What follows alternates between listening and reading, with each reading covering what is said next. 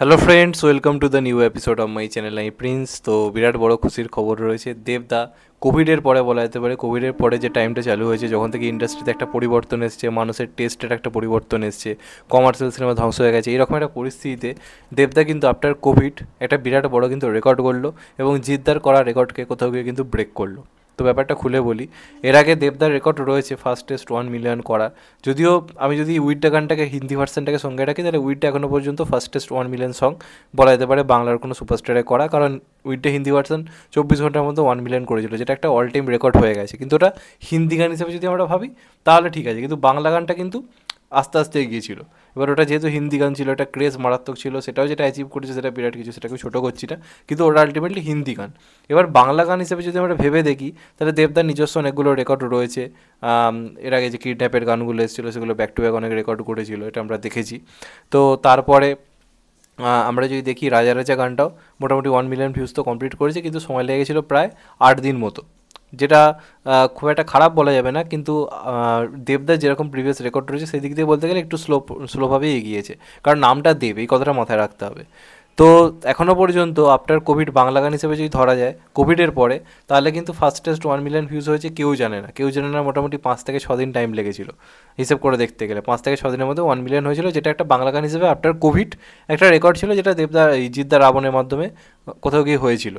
তো তারপর যদি আমরা ভেবে দেখি, তাহলে কিন্তু রাজা রাজা সেই রেকর্ডটা ব্রেক না করতে পারলে একটা ভালো ভিউজ এনেছিল, কিন্তু হায়রে বিয়ে আগুন লাগিয়ে দিয়েছে, জাস্ট আগুন লাগিয়ে দিয়েছে সোশ্যাল মিডিয়াতে। কারণ আমি দেখতে পাচ্ছি এটা নিয়ে প্রচুর পরিমাণে মিম হচ্ছে, যেটা রাজা রাজা গানটা নিয়ে হয়নি। এই যে গানকে নিয়ে মিম তৈরি হয় না, ইউথরা অ্যাট্রাক্ট হয়ে পড়ে একটা গানে, বলে সেই গানের ভিউজ বাড়বেই বাড়বে।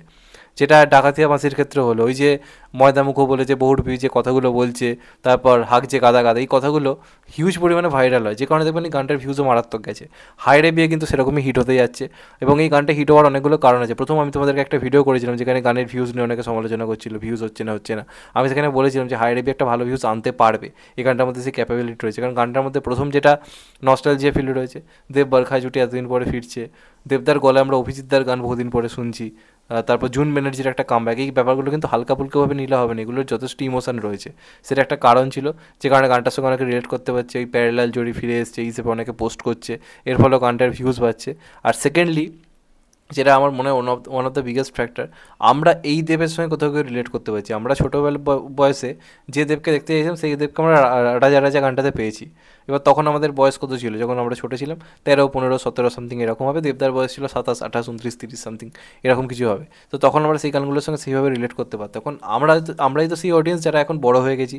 আমাদের কারোর কারোর এখন জব লাইফ চলছে, কারোর কারোর এখন ম্যারিড লাইফ চলছে, প্রত্যেকের জীবনে পরিবর্তন এসেছে। তো আমরা দেবদার এই পরিবর্তনটাকে খুব ভালোভাবে অ্যাকসেপ্ট করতে পেরেছি, যে দেবদা আজকে একজন 40 বয়সী বছর মানুষের পার্ট করছে, যে বিবাহিত, বিয়ের পরে বলছে হায়রে বিয়ে কেন করলাম। তো এই ব্যাপারটা কিন্তু দারুণভাবে অ্যাট্রাক্ট করেছে অডিয়েন্সকে, যে কারণে এই গানটা কিন্তু একটা মার্ভেলাস ভিউজ আনতে পেরেছে।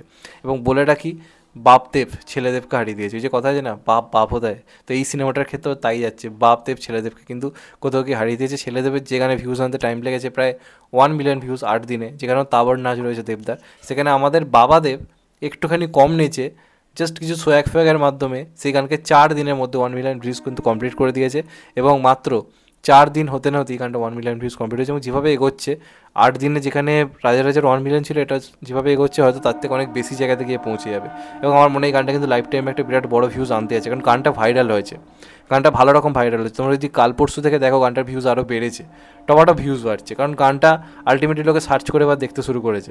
কারণ ফেসবুকে, সোশ্যাল মিডিয়ায় প্রচুর রিলসের মিমস হচ্ছে গানটাকে কেন্দ্র করে, যে আগে দেবদা বলতো কবে দিমু গলায় মালা রে, এখন দেবদা বলছে হায়রে বিয়ে কেন করলাম বিয়ে। তো এটা অনেক মানে কী বলবো, ম্যারিড লাইফ যারা কাটাচ্ছে তারা খুব ভালোভাবে রিলেট করতে পেরেছে, যে কারণে এই গানটা কিন্তু সেই যারা অডিয়েন্স যারা দেবদার নাচের গানগুলোকে ভাইরাল করতো, তারাই এখন এই গানটাকে ভাইরাল করাচ্ছে। এই এই জিনিসটা কিন্তু হয়েছে এই গানটাকে, যে কারণে গানটা এতটা সফল হয়েছে। তো বলা যেতে পারে খাদানের কিন্তু দুটো গানই সফল হলো। যারা ভিউজ নিয়ে কথা বলছিল, যথেষ্ট ভালো ভিউজ আসছে, 4 দিনে 1 মিলিয়ন ভিউজ রিসেন্ট টাইমে আফটার কোভিড কোনো বাংলা গান করতে পারেনি। সেখান থেকে দাঁড়িয়ে এটা কিন্তু একটা বিরাট বড় অ্যাচিভমেন্ট, এবং এই সিনেমাটার ক্রেজটা সম্বন্ধে আমাদেরকে একটা ভালো রকম আইডিয়া দিচ্ছে কতটা ক্রেজ রয়েছে এই সিনেমাটা। সিনেমাটার। তো আই থিঙ্ক এই সিনেমাটা যেভাবে সমস্ত অডিয়েন্সকে ক্যাচ করেছে, আই থিঙ্ক এটার প্রভাব বক্স অফিসেও আসবে, এই আশা রাখি। এবং আশা করবো সিনেমাটা একটা দুর্দান্ত বক্স অফিস আমাদের উপহার দেবে। দেবদা তখনও খেলা ঘুরিয়েছিল, এখনও বিশ্বাস আছে দেবদার মধ্যে সেই ব্যাপার রয়েছে, দেবদা এখনও যেভাবে রেকর্ড করছে, আই থিঙ্ক আমরা বিরাট কিছু পেতে চলেছি খাদানের মাধ্যমে। তো দেখা যাক শেষ পর্যন্ত কী হয়। তোমাদের এটা নিয়ে কী মতামত অবশ্যই কমেন্ট করে জানিও। চ্যানেলটা নতুন হলে চ্যানেলটা সাবস্ক্রাইব করে দিও and hit the bell icon. ভালো থেকো সবাই, টেক কেয়ার, নমস্কার।